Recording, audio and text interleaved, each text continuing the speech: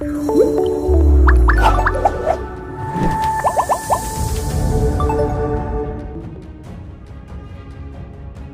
keterangannya palsu, polisi diminta periksa Yosef lie detektor. Pakar hukum Ricky Finando turut mengomentari kasus pembunuhan yang menewaskan Tuti Suhartini dan Amelia Mustika Ratu di Subang, Jawa Barat. Yakin keterangannya palsu, ahli desak polisi periksa Yosef pakai lie detektor. Dia menduga suami sekaligus kepala keluarga korban Hidayah selama ini memberikan keterangan palsu ke polisi. Ricky menuturkan keterangan Yosef yang berniat mengambil stick golf di pagi hari setelah pembunuhan merupakan kebohongan besar. Menurutnya itu hanya cara Yosef terlepas dari berbagai tuduhan ini, diduga kuat hanya alibi agar tidak terjerat kasus. Ini seolah-olah Yosef tidak ada kaitannya sama sekali dengan penemuan mayat di rumahnya sendiri.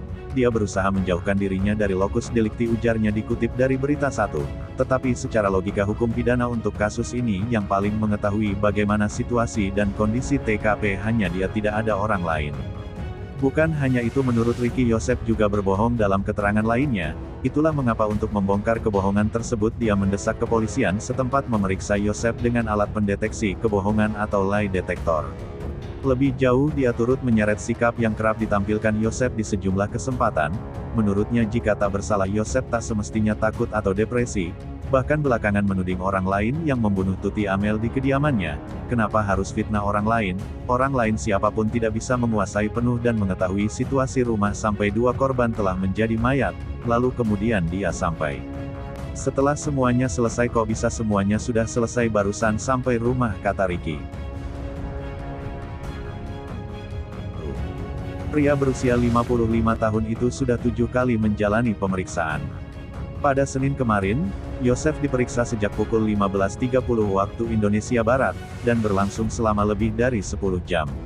Ada 20 pertanyaan, kata pengacara Yosef, Rohman Hidayat, saat dihubungi Kompas.com, Selasa, tanggal 7 September tahun 2021. Rohman menyebutkan, pertanyaan penyidik kepada Yosef secara garis besar mempertegas pertanyaan pada pemeriksaan sebelumnya, yakni tentang keberadaan Yosef saat kejadian.